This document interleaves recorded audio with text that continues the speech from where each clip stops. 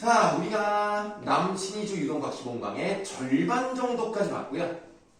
의도적으로 이렇게 끄는 이유는 뭔가 뒤쪽에 다른 내용이 나오기 때문입니다. 그 다른 내용이 나오고 있다는 것을 어떻게 알 수가 있냐면 그러나라는 단어가 나왔어요. 이게 정말 중요하죠. 그러나에다가 네모하세요. 그러면 그러나는 역접이니까 앞에 내용과 뒤에 내용이 달라지지 않겠습니까? 이런 걸 뭐라고 하죠? 시상전환. 시상전환이 이루어집니다. 그러면 시상의 흐름이, 그러니까 시의 전개가 이렇게 달라지는 건데요. 우리가 앞부분을 보시면 어떤 필기를 했냐면 뭐 현실의 고난, 고독, 방황, 냉혹한 현실 뭐 이런 걸 많이 썼단 말이에요. 그리고 나는 왜 이렇게 살 수밖에 없을까? 뭐 슬픔, 부끄러움 이런 데 주된 내용이었는데 그러나라는 말이 나오면서 이게 뒤집어진다는 얘기는 그 전의 내용이 좀 절망적이었다면 이제는 희망적으로 가는 것이 아닐까라는 생각을 해볼 수가 있다는 거죠.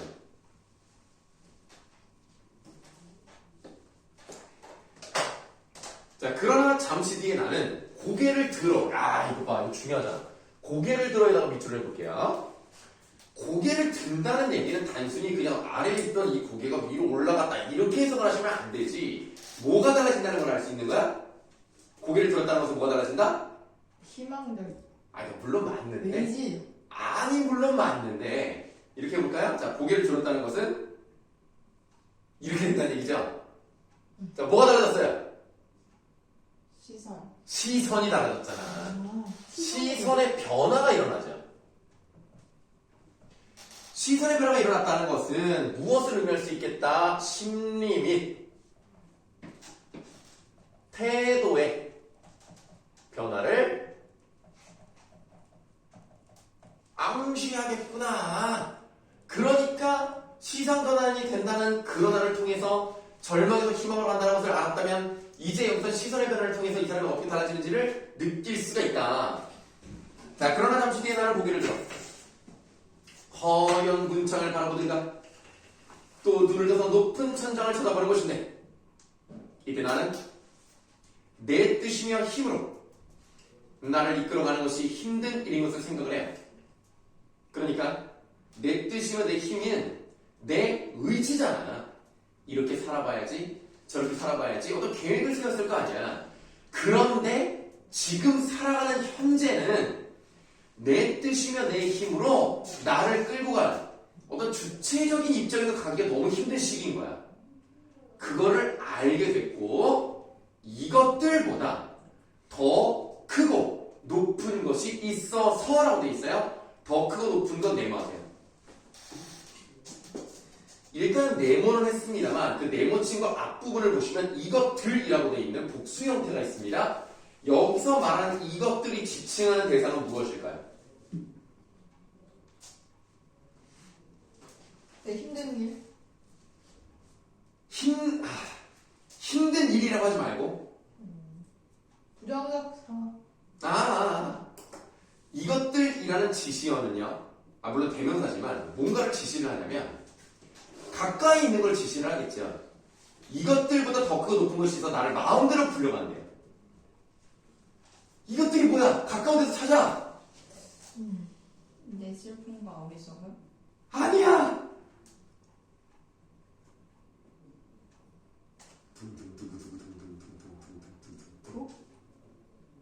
보통 이것들이라고 하면 앞에 있는 걸 말하지 않을까? 아니야. 내 뜻과 힘. 내 뜻과 힘이에요. 그러니까 내 뜻과 힘을 넘어서는 더 크고 높은 게 있어서 그게 나를 내 의지와 관련 없이 막 굴려가는 거야. 그렇다면 이 네모친 더 크고 높은 것은 두 글자로 뭐라고 할 수 있을까? 이것들이요? 아니 네모친 거. 더 크고 높은 거. 내 의지를 넘어서는 어떤 거대한 뭔가가 나를 굴려가 봐. 그게 뭐야? 희망? 아니야, 희망 아니야. 내 인생을 이놈이 이게 막 그냥 너는 이렇게 가야 돼 하고 막 그렇게 가야 될 것처럼 막 나를 막 굴려가. 너는 다른 길이 없어. 정해진 대로 가야 돼. 막 이런 거 있잖아. 억압? 아니. 내가 아무리 열심히 해도 안 되고 뭐지 나에게 뭐가 정해져 있는 것 같은 그거 있잖아. 운명입니다. 운명? 자, 네모에다가 운명이라고 쓰세요. 그래서 운명이라는 게 있나 보구나라고 생각합니다. 그럼 만약에 운명이 정해져 있다면 내가 아무리 발버둥 쳐도 안 되는 거잖아. 그러니까 이 사람이 어떤 생각을 하냐면 내가 지금 일제강점기에 이렇게 힘들게 사는 것은 내가 잘못한 게 아니야. 내가 잘못해서 일제강점기가 왔냐? 아니야.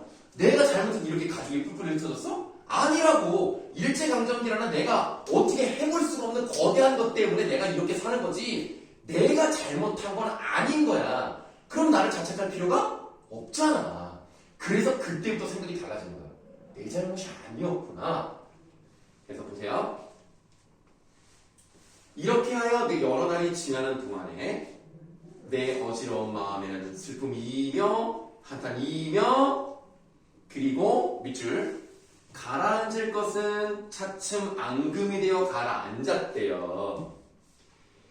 앙금은 이제 침전물이라고 보시면 되겠고 이렇게 밑으로 내려가니까 그냥 뭐가 내려갔다고 보시면 될까? 나의 그러니까 슬픔, 한탄 같은 것들이잖아. 그러니까 뭐가 내려갔어 이제? 한 좀 다르게 내려올까? 이 슬픔이라던가 한탄이라던가 이런 것들을 다 묶어서 뭐야? 내 마음속에서 느끼는 응얼? 감정이죠? 이런 감정이 어떻게 됐어? 가라앉았다는 얘는 그만큼 정화가 된 거야. 써볼게요.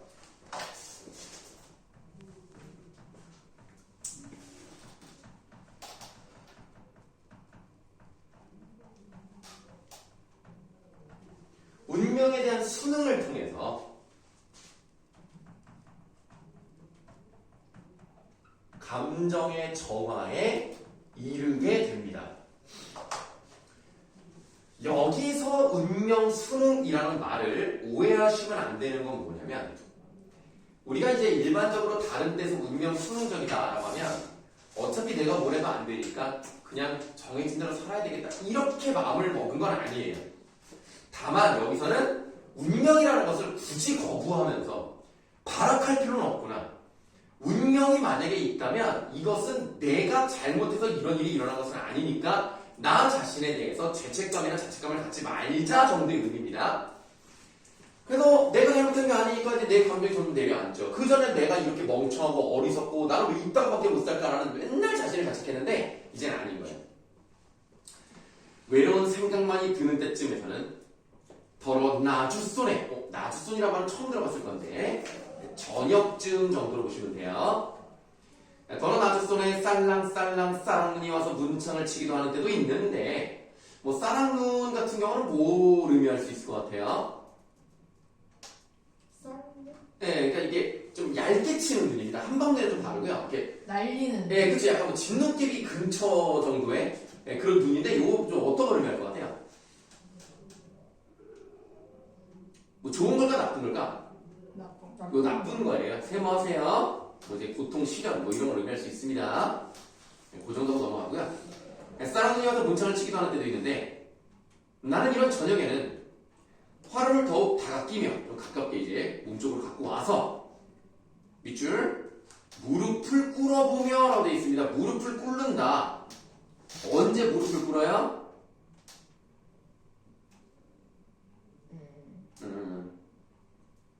언제 무릎 꿇겠어? 뭐 경험이 없나? 무릎 꿇어본 적 없어요?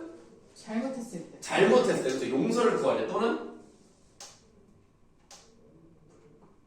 제사 지낼 때 뭐 좋습니다. 제사 지낼 때 그리고 기도할 때. 그래서 기도할 때 무릎을 꿇어요? 아니 이제 우선 무릎을 꼭 꿇어야 되는 건 아니고요. 식사 기도할 때 설마 무릎 꿇고 무릎 밑에서 하다가 밥 먹지는 않잖아요. 그냥 간단하게 하는 경우도 있습니다만 그만큼 경건한 자세를 보여줄 때 무릎을 꿇고 하죠. 그래서 여기서 무릎을 꿇는다라는 것은 이 경건한 자세를 가지게 됐다. 경건한 자세로 자신의 삶을 한번 다시 되짚어 보면서 뭔가를 생각을 합니다. 이제 여기가 제일 중요한데 네 줄이 나오는 거예요. 근데 좀 어렵습니다. 여기가 좀 일단 이해하기 좀 어려운데요. 어느 먼 산 뒷옆에 바우가 바위양 서패라는 것은 그냥 옆쪽이라고 보시면 돼요. 그래서 어느 먼 산 뒷옆에 바위 옆쪽에 따로 외로이 서서 어두워오는데 하얀이, 시적 허용입니다. 어두웠는데 하얀이 눈을 맞을 그 마른 입새에는 쌀랑쌀랑 소리도 나며 눈을 맞을 그 드물난 굳고 정한 갈매나무라는 나무를 생각하는 것이었다. 이렇게 시가 끝납니다. 그러면 지금 우리가 어느 먼 산 뒷옆에 바위섭에 따로 외로이 서서라는 부분이 있었잖아요. 뭐가 그렇게 먼 산 뒷옆에 바위 옆에 따로 외로이 서 있는 겁니까?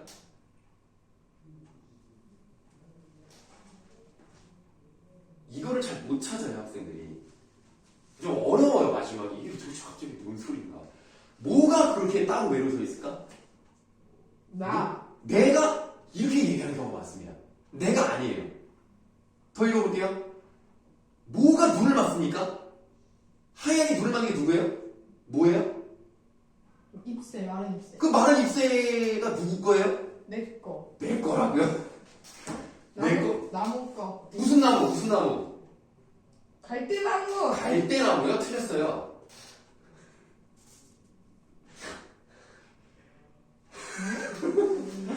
갈대나무라고 하면 안 돼요. 갈매나무죠. 눈을 뜨란 말이야. 자, 그래서 맨 밑에서 네 줄 위로 올라온 어느 먼 산 뒷옆에 바위 옆에 따로 외로이 서 있는 건 갈매나무예요. 하얗게 눈을 맞는 거 갈매나무예요. 마른 잎새 갈매나무고요. 쌀랑쌀랑 소리 나면 눈을 맞는 것도 갈매나무고, 드물고 굳고 정한 게 다 갈매나무입니다. 수식어가 상당히 길었죠. 갈매나무 동그라미 하세요. 아니, 얼마나 중요하면 이렇게 수식어를 많이 쓰겠습니까? 이 시가 원래 길긴 하지만 마지막에 4개의 행은요 다 갈매나무에 갖다 부어버린 거예요. 얼마나 중요한 얘기입니까? 내가 보니까 한 10%는 되는 것 같은데. 그러면 이 갈매나무의 제일 중요한 특성은 굳고 정한이에요. 선생님은 정환이고요. 갈매나무는 굳고 정한입니다. 굳다, 의지가 있다는 얘기지. 정한은 뭐야? 깨끗하다는 얘기야. 그럼 지금 굳고 정한이라는 건 뭐야? 이 갈매나무가 뭔가 의지가 있다는 거야. 순수하게 의지를 가지고 그 눈을 맞으면서도 버티고 있는 거야. 그럼 결국 갈매나무를 통해서 얘는 뭘 생각하는 거야? 얘는 어떻게 살아가겠다? 굳고 정하게. 예, 그렇죠. 근데 너무 똑같이 말해서 고난을 이겨내겠다는 화자의 의지가 담겨져 있는 것이 바로 갈매나무입니다. 그래서 이 사람은요, 내가 어떻게 살아야 되겠다는 것을 직접 풀어서 말하지 않아요. 앞으로는 정신 차리고 운명을 받아들이면서 나를 자책하지 말고 의지를 가지고 한번 살아가 봐야지 라는 말을 하지 않았어요. 그럼에도 불구하고 우리는 갈매나무라는 걸 통해서 이 사람이 어떤 마음을 먹었는지를 짐작할 수 있다면, 이 갈매나무는 어떤 대상이라고 볼 수 있습니까? 이런 애들을 뭐라고 지칭하죠? 그래, 주민이가 대답하려고. 네? 대답하려고 한 거 아니에요? 감정이.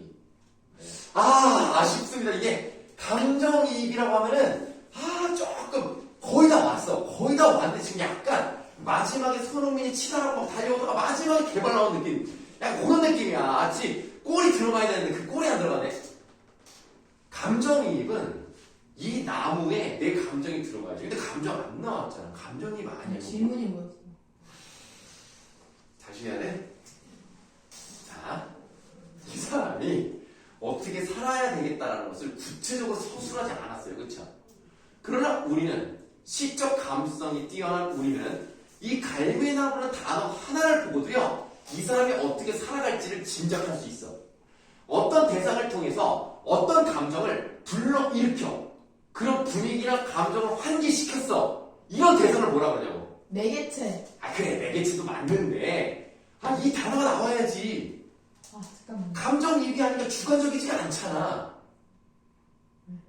힌트 준 거야. 지금 주관적이지가 않다고. 그러면서 또 쟤랑 나랑 연결이 된다고. 연결고리. 아따! 너와 나의 연결고리 아니고.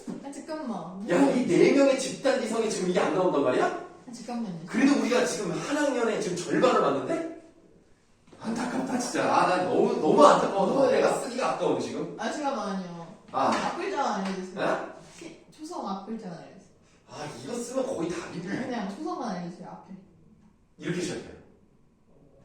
제가 모르겠어. 이렇게 하고요.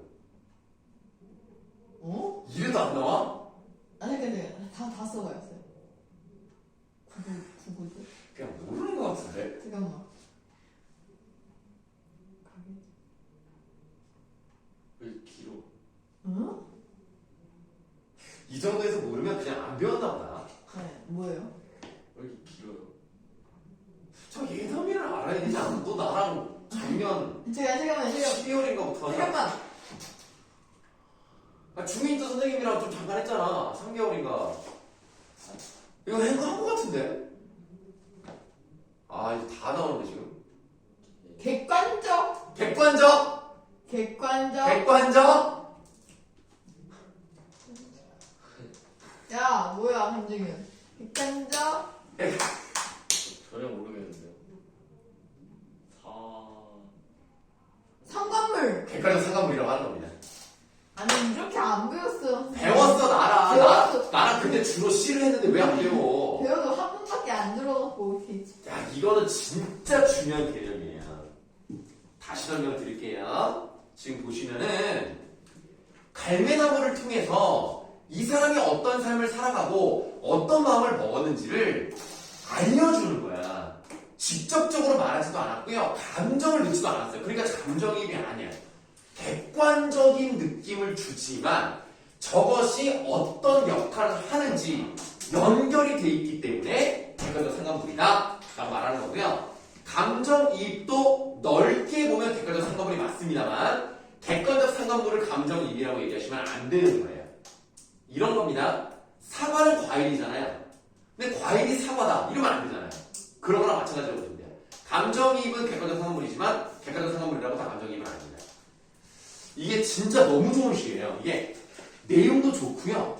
여러분들이 국어 공부를 하기도 너무 좋은 시기 때문에 선생님이 백석을 좋아할 수밖에 없어요. 저번 시간에 말했지만 일단 백시라는 거. 자, 이 감수성이 예민한 사람들이 그냥 백시에 가득가득합니다.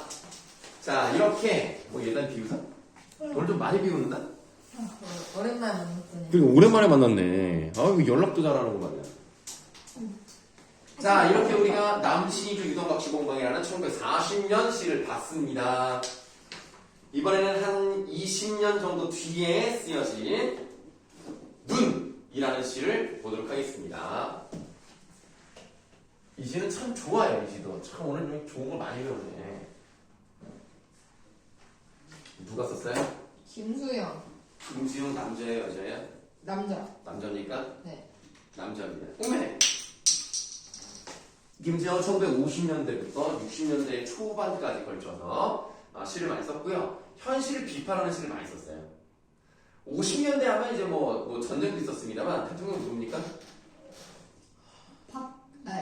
이승만. 이승만이죠. 박승만이요? 잠시만요. 이승만인데 이승만도 물론 뭐 독재를 하려고 이제 삼선 개헌까지 하고 좀 나쁜 짓을 하려고 했고요. 4.19 혁명을 통해서 하야를 했습니다만 이게 또 이제 우리 민족의 또 실현이라고 할 수 있는 이제 군부 독재가 또 시작이 되죠. 박정희 좀 오래 해먹었어요. 18년을 해먹었는데 김수영이 계속 이제 그런 걸 비판하는 시를 씁니다. 근데 이 비판도 대놓고 하진 않아요. 굉장히 상징적 수법으로 이제 비판을 많이 하는데 교통사고로 죽어요. 왜요? 교통사고? 네, 버스에 치여서 죽습니다. 그래서 좀 젊은 나이에 좀 죽은 편이라고 볼 수가 있는데 이 사람의 시는 굉장히 울림이 강해요. 묵직합니다. 자, 근데 김수영 씨는요 굉장히 간단해요. 뭔가 복잡하거나 뭐 그러지 않습니다. 그래서 굉장히 간단한 구조를 가지고 있음에도 어떤 느낌을 주는지를 한번 보도록 할게요. 일단 시가요 뭐 좀 과장해서 말한다면 두 개밖에 없어요. 눈은 살아있다랑 기침을 하자 두 개밖에 없는 시입니다. 그럼에도 불구하고 참 시를 잘 썼다는 걸 알 수가 있는데 여기서 말하는 눈은 당연히 스노우를 말하는 거예요. 근데 이제 뭐 좀 해석을 하는 과정에서 정말 아이즈라고 해석하는 사람들도 있습니다. 네, 그러나 이제 우리는 그냥 스노우로만 보도록 할게요. 눈은 살아있다라고 되어 있네요. 자, 눈은 살아있다에 그 있다 동그라미 하겠습니다. 그 다음에 떨어진 눈은 살아있다라고 되어 있어요. 그 있다에다 다시 한 번 더 동그라미 해볼까요? 근데 이제 뭐 작정고 학생들은 이제 시험 때문에 선생님이랑 안 했기 때문에 일단은 뭐 물어보진 않을 텐데 우리 서원고 학생들은 또 선생님이랑 또 했고 또 문법 요소에 대해서도 배웠기 때문에 작정으로 문법 요소 했나요? 그 예를 들면 뭐 높임, 뭐 사동, 피동 이런 거 시험 네. 안 한 것 같아요는 뭐죠? 그냥 안 한 했는지 안 했는지 정도는 네 어쨌든 그러면 우리 서원고 학생들 이렇게 다로 끝났어요. 이거 무슨 형이라고 합니까? 무슨 형 문장이죠? 형상은 평서형 문장이죠? 자, 평서형의 반복입니다.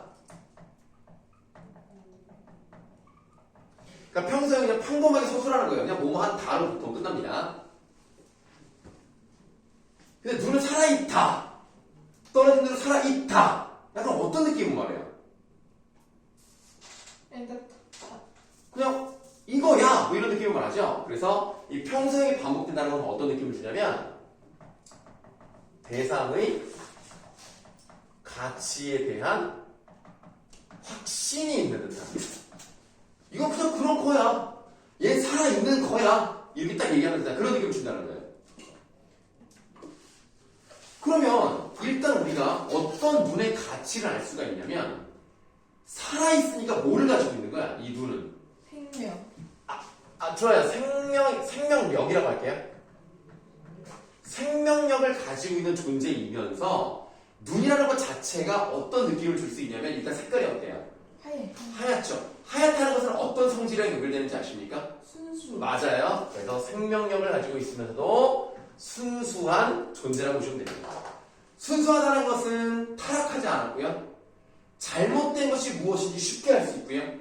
그러면서도 죽어있지 않기 때문에 생명력을 가지고 있다는 얘기는 바꿔나갈 수 있는 어떤 힘과 다른 사람에게 모든 경각심을 줄 수 있는 그런 요소를 다 갖추고 있다. 이렇게 보시면 되겠어요. 자, 눈은 살아있다. 떨어진 눈은 살아있다. 마당 위에 떨어진 눈은 살아있다. 라고 되어 있는데 그렇게 중요하지 않을 수 있겠습니다만 마당에다가 불러주는 대로 쓰세요. 마당은 현실 세계를 상징한다고도 볼 수 있습니다. 현실 세계. 우리가 살고 있는 현실 세계가 잘못된 것을 알고 있는 눈이요. 우리에게 뭔가를 보라고 나처럼 살아있어야 된다고 마치 얘기하는 것 같은 그런 느낌을 주는 건데요. 자, 눈은 살아있다. 떨어진 눈은 살아있다. 마당에 떨어진 눈은 살아있다. 점점 뭐가 길어지는 방식이에요? 구체적인 삶. 좋습니다. 꾸며주는 말이 길어지는 방식인 거죠. 그럼 점점 지금 내용도 그러니까 실제 길이도 늘어나지만 담고 있는 내용도 많아진다는 점에서 어떤 전개 방식을 가지고 있다고 볼 수 있어요? 뭐라고요? 아니 그러니까 어떤 식으로 되죠? 점점 내용이 넓어지면서 길이도 길어지니까 점점 나열? 아니야. 열거? 아니 그걸 얘기하는 게 아니고 그럼 사용된 표현 범위라고 해볼까 그러면? 지금 힌트 다 줬는데 점점 점진적. 넓어지거나 길어지거나 뭐 깊어지거나 높아지거나 이런 걸 말하는데 이거 안타까운데 이거 오늘 좀 답이 잘 안 나오네. 점점 이거 뭐가 들어가? 점자가 들어가야 돼. 점진적. 아니야. 점층적이라고 해. 점층적인 전개로 간다는 얘기입니다.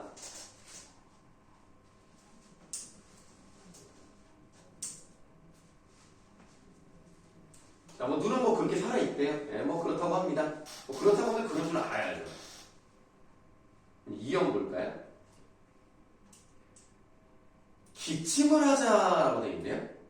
그럼 기침을 하자에서 하자에다가는 괄호를 할게요. 하자라는 평서형이 반복됐다면 이어는 하자라는 뭐라 그러죠? 이런 거? 청유형. 청유형이 반복된다는 걸 확인해 볼 수 있네요. 어디에 나와요? 하자라는 두 글자.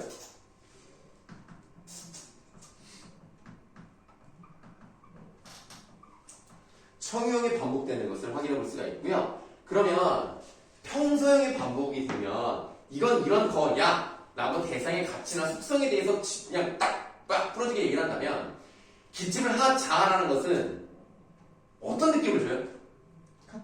같이 하자. 그러니까 공동의 행동을 촉구하는 느낌으로 가는 거죠. 여러분들 이렇게 청유형이 나오면 일반적으로 주어는 어떻게 됩니까? 너와 나, 우리 같은 느낌을 간다는 거예요. 우리가 다 같이 해야 되는 건데 그럼 기침을 왜 해요, 여러분들? 기침 언제 합니까? 응? 기침 언제 해요? 목 간지러울 때. 그 목이 간지러워 기침을 하면 어떻게 돼? 그치. 어떤 효과를, 어떤 생물학적 효과를 얻기 위해서 우리가 기침을 하는 거야? 안 좋은 거 빼서. 그렇죠. 그 안 좋은 거를 조금 우리가 좀 있어 보이는 걸 몰아가지고 순수하지 못한 그런 물질들 그거. 탈물질이죠? 이물질 말고 즉 내가 말한 그대로 순수하지 못한 물질 불순물. 불순물. 그래서 기침을 한다는 것은 불순물을 뱉어내는 행위에 해당이 돼요. 그러면 우리가 단순히 기침을 한다는 것은 우리의 건강을 위해서 합시다 뭐 이런 건 아닐 거 아닙니까? 상징적인 의미가 있을 거 아닙니까? 눈도 뭐 이런 상징적인 의미를 갖는데 기침도 이렇게 불순물을 뱉어내는 행위 이렇게 나올 거란 말이에요. 그러면 불순물이라는 것은 이 글에서 이제 뭘로 나와 있는지를 먼저 한번 보도록 할게요. 저 맨 마지막 연을 보시면 불순물 뭐가 나왔습니까? 어디요? 맨 마지막 연 가래. 가래 나왔죠? 가래 생각하세요. 이게 바로 불순물이야. 근데 불순물이라는 건 이제 뭘 의미하는지를 봐야 되겠지. 정말 우리 안에 있는 뭐 가래를 뱉어내자 끝 이게 아니잖아. 무슨 뭐 의사도 아니고 가래 많이 뱉어내세요. 건강에 해로우니까요. 이게 아니잖아. 그럼 저 불순물이라는 것은 상징적인 의미를 뭐를 가지고 있느냐. 예를 들면 내가 아까 말씀드렸죠. 이 50년대와 60년대에 걸쳐서 시를 썼던 사람이기 때문에 예를 들면 독재 정권에서 우리를 억압할 거 아닙니까? 그럼 거기에 대해서 미리 겁을 먹고 말 잘 들어야 되겠다. 까치면 죽겠지? 이런 생각들. 용감하지 못한 것들이 있죠. 부정한 것들에 대해서 그냥 넘어가려고 하는 것들. 소시민적인 성격, 소극적인 것들, 그리고 모르겠다, 주저앉는 무기력함 이런 모든 것들을 다 얘기하는 겁니다. 이런 것들을 우리가 벗어나야 된다는 얘기를 하고 있는 거예요. 그러니까 예를 들어서 여러분들 지금도 만약에 정부가 잘못하고 있으면 우리 길거리로 나가야 돼. 뭐 직접적으로 이번에 뭐 정부가 잘못했다고 말하기 좀 어렵습니다만 그 초등학교 교사 죽었잖아요. 응. 너 어디 갔다 왔냐? 너 몰라? 응. 아니 너 도대체 뭐 해외에 갔다 왔어? 왜 죽었어요? 아니 뭐 이제 지금까지 알려진 바로는 일단 1학년 담임이었고 원래 초등학교 1학년 담임이 되게 어려워요. 힘들어요. 애들이 뭐 거의 뭐 이렇게 말하면 그렇지만 거의 사람 같은 느낌이잖아요. 거의 본능에 가까운 애들이라서 막 오줌도 싸고 막 돌아다니고 막 그런단 말이야. 그런 애들을 이제 2년째 맡고 있더라고. 1학년만 이제 2년째 맡았고 그리고 나이가 어려요. 그러니까 대학교 졸업하자마자 임용고시 합격해가지고 만으로 23살이야. 되게 어린애한테 지금 2년에서 1학년 담임을 맡은 데다가 학교 폭력 뭐 담당이라고도 하더라고요. 되게 힘든 일 다 시켰어. 그래가지고 학부모의 뭐 이런 민원 저런 민원 뭐 우리 집안이 어떤 집안이지 아느냐 이러면서 협박하고 막 그랬다고 해서 결국 그거에 대한 스트레스를 이겨내지 못하고 교실에서 이것도 정확하지 않습니다. 뭐 목을 맸다 뭐 이런 얘기가 뭐 있습니다. 네, 이제 그런 것들을 보면 그 어제 전국 그 초등학교 교사 2,000명이요. 그 서희초등학교 앞으로 와가지고 40명 왔어요. 소수. 그거잖아. 이야, 진짜 이럴 수가 있냐. 이거 그냥 이런 일이 있을 때 가만히 있으면 안 되는 거예요. 물론 이제 그 교사분들은 자기랑 직접적으로 관련된 일이니까 나가셨고, 뭐 이제 우리는 이제 뭐 이제 각자 할 일이 있으니까 뭐 다 나가야 되는 건 아니지만, 필요할 때는 나가서 좀 한번 손 한번 흔들어 줘야 그 윗놈들이 정신 차리고 한단 말이지. 우리 가만히 있으면 안 됩니다. 무기력하게 앉아있으면 안 되고, 잘못된 게 있으면 바꿔 나갈 수 있어야 돼요. 근데 그냥 무서워서, 아니면 그냥 내 일이 바빠서, 나만 잘 살면 되지 뭐 남의 일이 무슨 생각이야. 근데 결국 그게 나한테 돌아오는 것이기 때문에 우리는 이렇게 주저앉아 있으면 안 된다. 그런 것들이 다 가래로 포함이 되는 거예요. 이런 걸 뱉어내야 된다는 겁니다. 여러분 1학년이기 때문에 좀 개념을 좀 잘 잡고 가는 게 중요해서 이 소시민이란 말에 대해서 좀 설명을 드리겠습니다. 뭐 이거에 대해서는 뭐 원장님도 잘 아시겠지만, 맞아, 뭐 니네 뭐 그 특강 문자 같은 거 뭐 갔다며. 그러니까 어차피 무료니까 뭐 들을 사람은 그 시간 내에 빨리 신청해서 들어라. 나중에 들을 걸 이러지 말고 어차피 돈 내는 것도 아니니까 뭐 그냥 필요하면 듣고. 어쨌든 이제 이 소시민이라는 게 뭐냐면 이 시민이 시티즌이잖아요. 원래 그 봉건적인 나라, 그러니까 예를 들면 뭐 왕이 있고 신분제도가 있고 농사를 기반으로 그런 산업, 그런 시대를 이제 봉건시대라고 합니다. 그럼 봉건시대는 시민이 없잖아요. 군주와 백성이 있는 거잖아요. 근데 우리가 이제 일반적으로 어떤 그 혁명을 통해서 뭐 시민 계급이 탄생했다라고 얘기하죠? 그 유럽에서 뭐 대단히 뭐 큰 무슨 혁명 같은 거 하나 있었잖아. 어느 나라에서? 프랑스 혁명. 그때부터 이제 시민 계급이 등장했다라고 보는 겁니다. 그리고 이제 우리가 그 나중에 이제 보시면은 그 자본가 계급이랑 그 생산자 계급이 막 대립하면서 막 이제 공산주의가 나오고 막 그랬잖아요. 그때 좀 잘 사는 놈들을 그 프랑스 말로 뭐라 그랬죠? 부르주아라고. 그 생산자 계급을 프롤레타리아라고 합니다. 그러면 잘 사는 놈들 입장에서 당연히 밑에 놈들을 눌러야 되는 것이고, 못 사는 사람 입장에서는 저놈들을 끌어내려야 우리가 사람들이 살지 않는 애들 막 혁명을 일으킨 거잖아요. 그러면 둘 다 절박한 거야. 왜냐면 얘네들을 뺏기면 안 돼. 얘네들을 뺏어야 돼. 그래서 절박한데 애매하게 사는 사람들 있죠. 딱히 돈이 뭐 많은 것도 아니고 그렇다고 막 못 사는 것도 아니고 애매한 사람들을 프랑스 말로 뭐라 그러냐면 뿌띠 부르주아라고 해요. 그럼 그런 사람들 태도가 어때요? 그냥 가만히 있는 거야. 어느 편에서 약간 좀 보지 않다가 이제 뭐 저기 나랑 관계없는 애니까 그냥 뭐 가만히 있다가 그냥 눈치만 보다가 굳이 따지면 어느 쪽으로 갈 것 같아? 예, 뿌띠는 부르주아 쪽으로 가는 겁니다. 그래서 소시민은요, 어차피 내가 해봤자 나한테 손해될 수도 있고 사회가 바뀌든 말든지 나는 모르겠다 하면서 그냥 권력층이라든가 기득권 쪽에 슬쩍 붙어있으면 그런 소심한 자세를 가진 사람들을 소시민이라고 하는 거예요. 원래 개념은 그런 겁니다. 그래서 우리가 앞으로 뭐 소시민적인 태도를 가지고 있다라고 하면은 뭔가 좀 약간 안주하려는 태도 있죠. 그냥 편안하게만 살려고 하는 그런 자세를 말하는 겁니다. 1학년이니까 요 정도 개념은 좀 알고 가셔야 나중에 뭐 독서를 푸시든 문학을 푸시든 할 때 도움이 될 거니까 좀 알아두시고요. 그럼 소시민적인 그런 자세를 좀 벗어나야 된다 이런 얘기를 하고 있는 겁니다. 자, 이제 2학 계속 가보도록 할게요. 기침을 하자. 젊은 시인이여 기침을 하자. 그럼 이제 누군가가 얘기하는 게 나왔네요. 젊은 시인한테. 근데 뭐 젊은 시인이요, 꼭 어떤 사람을 지칭하지 않는 것일 수도 있고요. 그냥 자기 자신을 객관한 표현이라고도 볼 수 있습니다. 젊은 시인이여 기침을 하자. 눈 위에 대고 기침을 하자.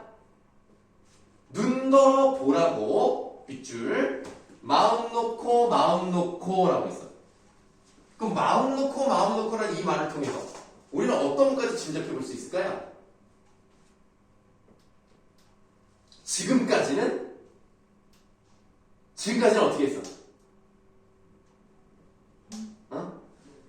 마음 놓고 기침을 하자라고 얘기하다가 지금까지는 어떻게 했던 거야? 이게 좀 무슨 말이지? 불편하게. 그러니까 마음 놓고 하지 못한 거야. 그냥 숨어서 그냥 이러고만 있었던 거야. 이제는 마음 놓고 하자 이거야. 그 전까지는 기침을 마음 놓고 하지 못했나 보다 라는 것을 짐작해 볼 수가 있는 거죠. 그래서 현실이 그렇게 하기가 어려웠기 때문에 아마 못했다면 이제부터라도 눈에게 보라고 나 이런 거 더러운 거 뱉어낼 수 있어 라는 어떤 생명력 같은 것을 한번 보여주자 이런 얘기입니다. 자, 그 다음에 제일 중요한 게 이제 사면이에요. 사면이 핵심인데요. 눈은 살아있다. 죽음을 잊어버린 영혼과 육체를 위하여. 눈은 새벽이 지나도록 살아있습니다. 그러니까 쭉 이어져 있다는 얘기죠. 지속적으로 살아있다는 얘기를 하고 싶은 건데 우리에게 중요한 거 죽음을 잊어버린 영혼과 육체 여기다가 별표 하시겠습니다. 자, 그러면 질문을 좀 한번 할게요. 여러분들 요런 대답을 좀 잘해줘야 좀 국어를 공부하는 맛이 난다. 그러나 우리가 좀 이렇게 갑자기 물어보면 좀 어색할 수 있으니까 그래도 선생님이랑 그나마 좀 오래 배웠던 학생부터 한번 시작을 해볼까요? 네, 작년 말부터 지금까지 선생님과 한 번도 떨어지지 않고 계속 배웠던 우리 임예남 학생께서 한번 이 죽음을 잊어버리는 영혼과 육체가 무엇을 의미하는지 한번 말해볼 수 있을까요? 우리 민족. 우리 민족? 이 아닌.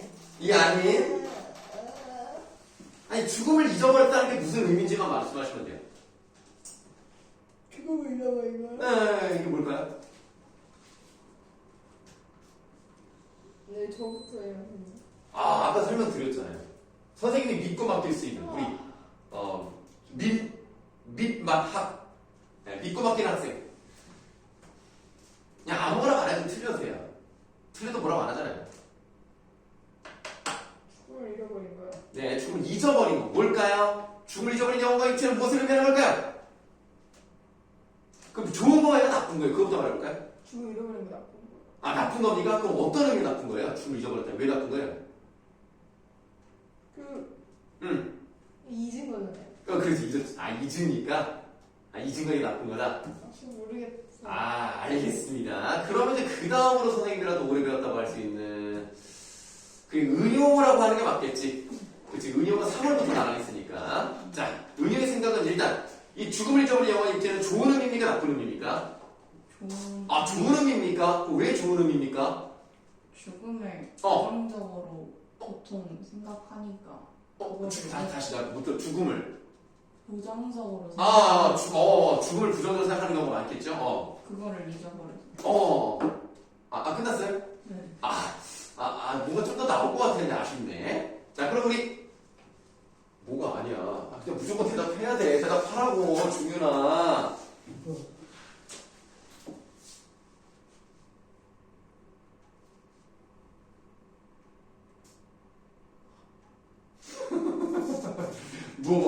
틀려도 된다니까. 뭐라고 안 해. 지금 벌써 여기 예담이랑 은효 생각이 별로 다르잖아. 뭔가 안 떠오르네. 아무 생각이 없는 거예요? 안타깝네. 우리 지민이가 한번 또 그럼 대답 좀 해보자. 기대 한번 해보겠습니다. 뭔가 대단한 대답이 나올 것 같은데요, 뭔가 그냥 선생님이 원하는 그냥 속을 시원하게 해줄 수 있는 그런 완벽한 정답이 안 나오나?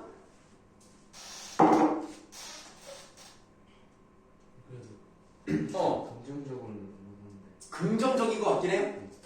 좀 좋은 거다. 그럼 좀 구체적으로 말해볼 수 있어요?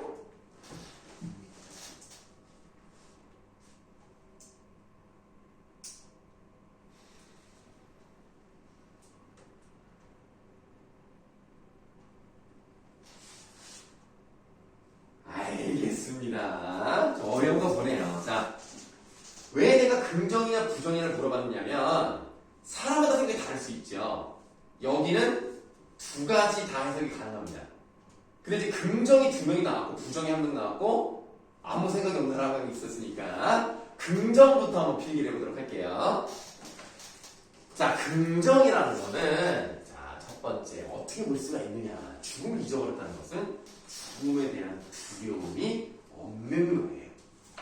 죽음의 두려움이 없다라는 것은 죽음을 무릅쓰고, 무릎을 이렇게 피읍자로 쓰면 안 돼요. 기읍으로 써야 돼요. 무릅쓰고 부정적 현실에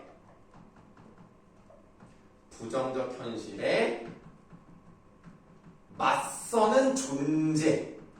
그러면 내가 죽는 한이 있더라도 잘못된 세상을 바꿔나가려는 어떤 행동들을 할 거 아니야. 뭐 쉽게 말하면 시위를 나가서 막 이 당시 막 끌려가서 막 이제 공도 많이 당하고 그랬단 말이야. 그런 사람이라면 긍정적이에요. 이런 사람에게 눈은 계속 살아있으면서 어떻게 해줄 수 있는 거야? 약간 위로와 격려를 해줄 수 있을 거야. 그래, 고생하고 있다. 나도 너를 지켜보고 있단다. 나의 순수함과 생명을 계속 유지해보자. 뭐 이런 식으로 갈 수 있단 말이야. 그럼 두 번째, 부정적인 의미라고 본다면 죽음을 잊어버렸다라는 것은, 원래 죽음이라는 것은 뭐랄까, 어떤 고통의 극대화라고 할 수 있지 않을까? 가장 힘들고 더 이상 돌아올 수 있는 길을 건넌다. 그럼 그런 것들을 해보려고 하다 외면할 거야 라고 한다는 것은 고통의 감정마저 외면한 무기력한 존재라고도 볼 수가 있는 거예요. 그러면 아무 생각 없이 나는 모르겠다, 미래가 어떤지 뭔지 나는 그냥 현실에 안정을 살고 싶어 라고 생각하는 애들에게 눈은요 어떻게 하겠어? 어떤 경각심을 주려고 하겠죠. 그렇게 살면 안 된다. 그렇게 사는 것은 죽은 것과 마찬가지다. 내가 살아있는 것처럼 너도 이렇게 살아야 되지 않겠니? 이런 식으로 경각심을 주는 존재라고 보시면 되겠습니다. 그래서 이 시의 사면이 제일 중요하고요. 그래서 여기 좀 어려운 부분이라고 보시면 되겠어요. 자, 눈은 살아있다. 죽음은 잊어버린 영혼과 육체를 위하여 눈은 새벽이 지나도록 살아있다. 어떤 생명력이 지속되고 있다. 라고 보시면 되겠습니다. 기침을 하자. 젊은 시녀 기침을 하자.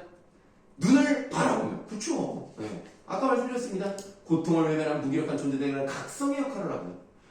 이 부정적 현실에 맞서 싸우는 사람에게는 위로와 고무의 역할을 하겠죠. 밤새도록 고인 가슴에 가래라도 마음껏 뱉자. 네, 이런 식으로 아주 묵직한 시간을 보았습니다. 그 다음에 뭐가 있냐? 아이쿠. 자, 그러면 이제 다음 쪽을 보시면 여러분들이 보자마자 기겁을 할 만한, 그러나 이거는 분명히 2학기 때 중간고사든 기말고사든 무조건 나오게 되기 때문에 미리 한번 해놔야 나중에 여러분들이 공부할 때 편합니다. 작정고랑 수험고랑 출판이 같아요? 다르죠? 지금 작전고, 작전여고, 서운고, 계양고는 어디야? 계산고, 계산고랑 작전고랑 같기는 한데요. 시간이 안 맞아가지고 그냥 어쩔 수 없이 두 개씩 섞었습니다. 네. 그러면 쉬었다 하겠습니다. 오.